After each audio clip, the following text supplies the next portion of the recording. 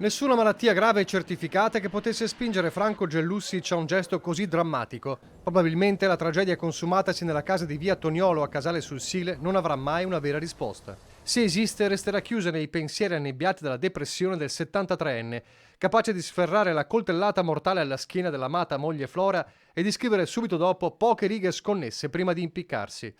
Non posso vivere senza di te, la mia vita non ha più senso, come se qualcosa di fatale e irreversibile gravasse sulla donna. Una coppia chiusa, molto riservata, troppo a detta dei vicini. Non è escluso che l'isolamento di 2 anni di pandemia sia stato un peso decisivo, ma non è possibile stabilirlo con certezza. Se il perché resta avvolto nella confusione, il come è materia degli investigatori in queste ore.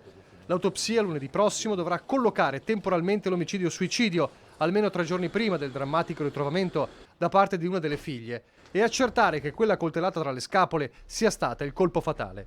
Mentre l'esame della scena del crimine dovrà stabilire se Flora è stata attaccata mentre era distesa sul letto o in piedi, ipotesi questa che presupporrebbe un tentativo di fuga. Di certo i carabinieri non hanno trovato segni di colluttazione, nessuna lotta.